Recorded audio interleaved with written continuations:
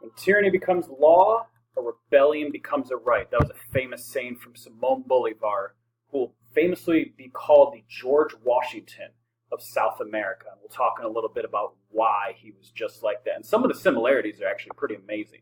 This is Mr. Zimmerman. This is Unit 2, Part 3, the Latin American Revolution. So what I want you to picture for this unit is we are taking everything that we talked about with the Enlightenment and the French Revolution, and now it's spreading to the Latin American countries, both Central and South America, with some common themes, even displaying of heads, if you will.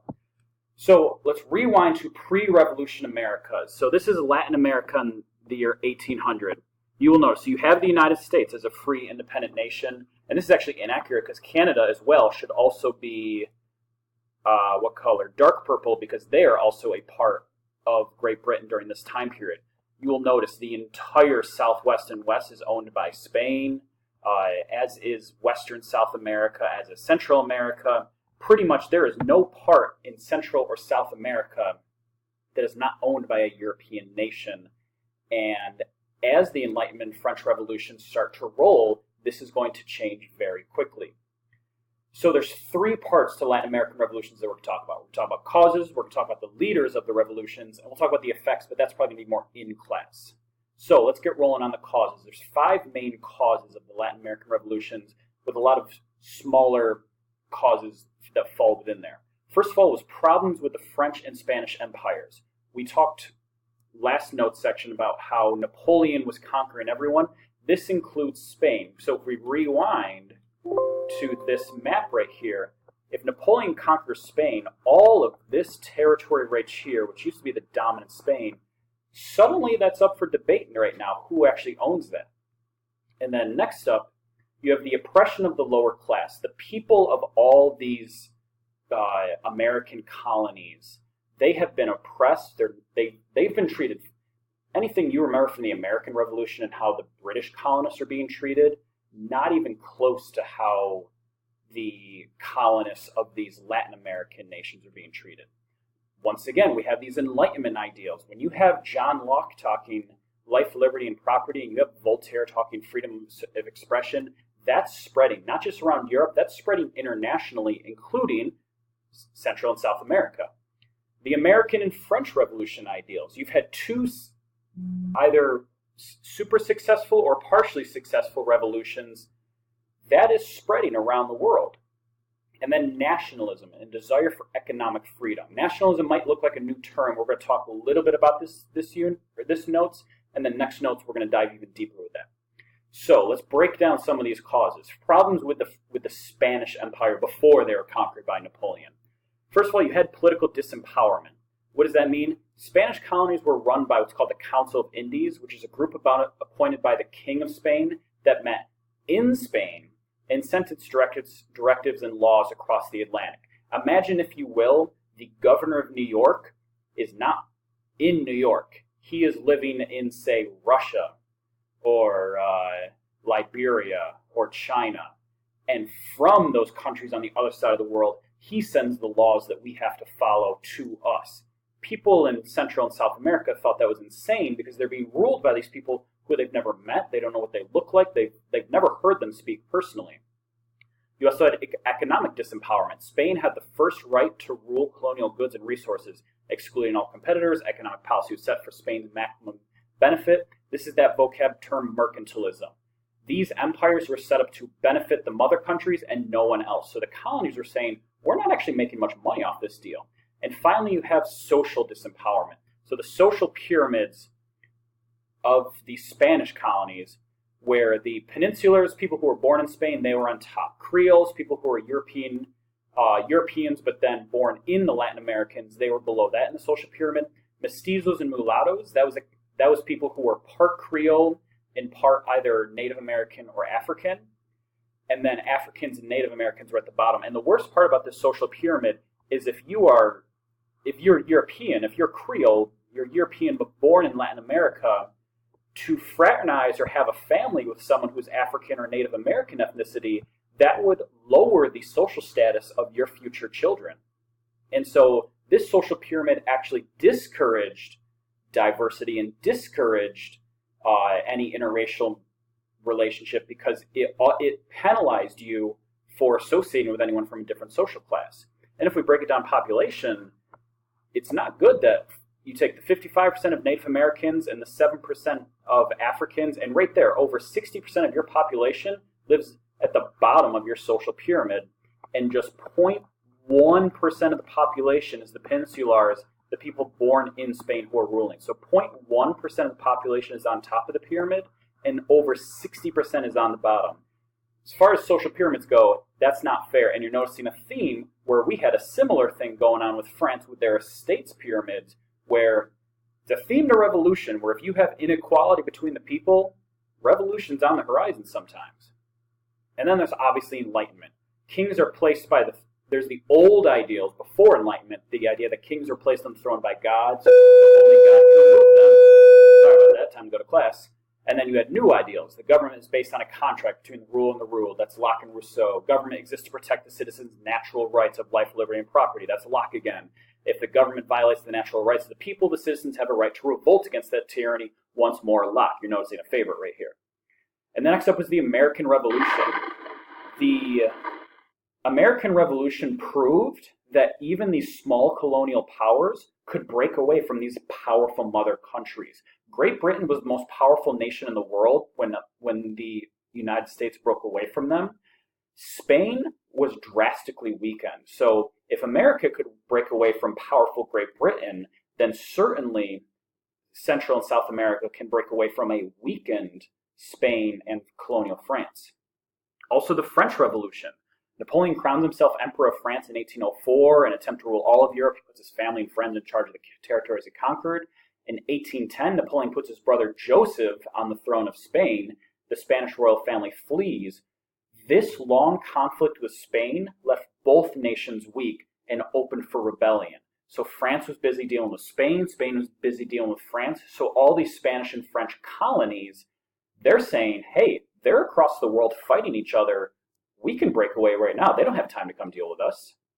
So then there was also nationalism. So what is it? Nationalism is a people's sense of belonging together as a nation. It also includes feelings such as loyalty to the nation, pride in its culture and history, and in many cases, a desire for national independence. So let's break down the difference between a nation and a state. A nation is a group of people with a shared culture, language, history, who have their own desire to have their own state. And a state is a political organization consisting of one or more nations of people.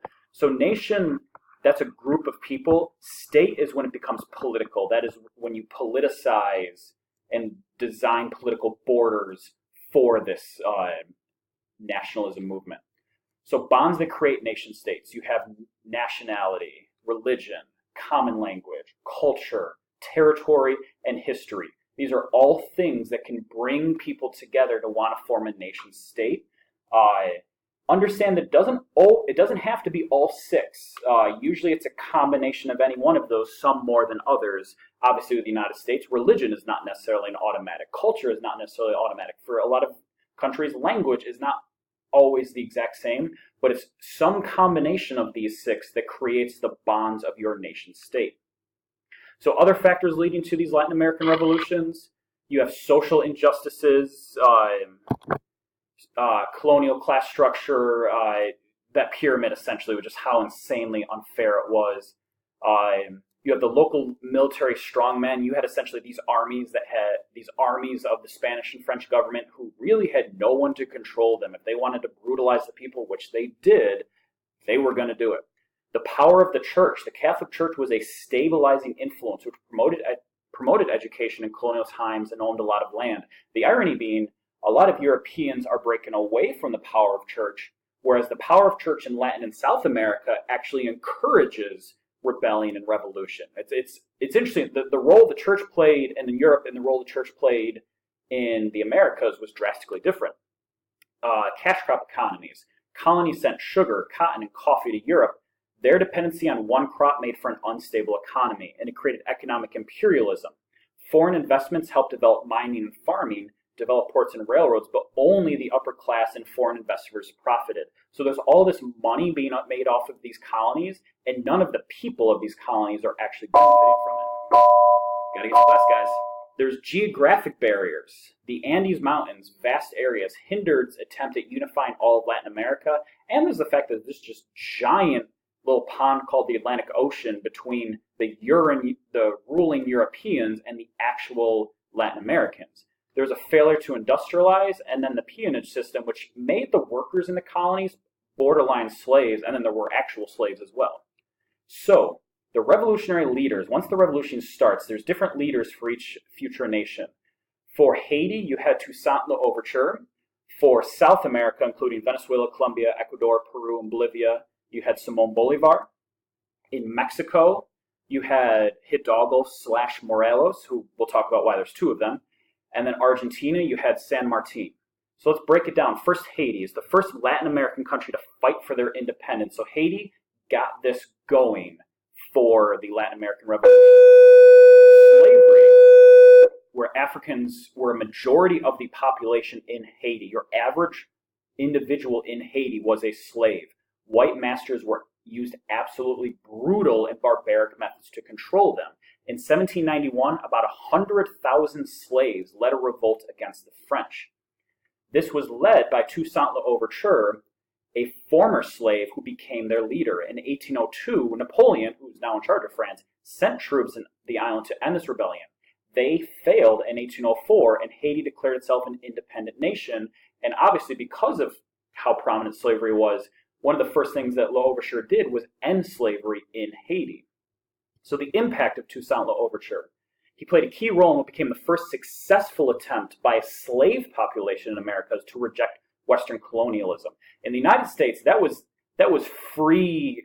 That was the free 13 colonies who broke away from Britain. They were not slaves who were breaking away from Britain. L'Ouverture defeated armies of three imperial powers of Spain, France, and Great Britain combined. All these nations tried to put this rebellion down because they saw if one Latin American nation breaks away, it's only a matter of time before they all do, which is what ends up happening. The success of the Haitian Revolution had enduring effects on shaking the institution of slavery throughout the New World, and Haiti became an independent republic in the Western Hemisphere. So it also starts the domino effect of nations outlawing slavery, which the United States is going to take a while to do that, but the United States is also, within 55 years, going to do the same thing. Then Simón Bolívar. He was an elite Creole planter who became a military general. Called this George Washington of South America. Very similar background, elitist background, very, very wealthy farmer, but he was a farmer of his people. He liberated territories, I don't know why I just changed colors like that, liberated territories in modern-day Venezuela, Colombia, Ecuador, Peru, and Bolivia. And his plan for a federated Latin America was crushed by political infighting. So onwards to José de San Martin, who was also a Creole officer who trained in European armies, kind of turned that European training against them. He liberated Argentina from Spanish control. He met with Bolívar in 1822. While Bolívar favored democracy, San Martin felt only a monarchy can work and turned over command. So understand, while some of these nations are gaining independence, it doesn't mean freedom and equality and all of the Enlightenment ideals are coming to all these Latin American and South American nations. And he died in obscurity in Europe. And when I say obscurity, he was in Europe and we don't really know what happened, whether it was a mysterious circumstance or whether he died of illness. But we know he was in Europe and he passed away pretty early. Finally, Miguel Hidalgo in Mexico. He was a highly educated Creole, so of Mexico, priest assigned to the town of Dolores. On September 16, 1810, El Grito de Dolores, where Hidalgo rang the church bell and called upon his mestizo and indigenous parishioners to take up arms against the Spanish. He demanded action. He led a ragtag army towards Mexico City, unleashing mass slaughters of the European peninsulars in his path. He never made it to the capital where he was captured, but José Morelos took over for him. He was a mestizo priest who took over for Hidalgo. He was a much more successful general. He established a Congress which created a Declaration of Rights, abolished slavery. Again, you're noticing that as a common theme for the Latin Americans, and declared equality of all classes. He also was captured and executed. A lot of these guys met much grimmer ends than the American revolutionaries. All right, so that is it for the Latin American revolutions. We're going to talk more in class. Have a will of a day.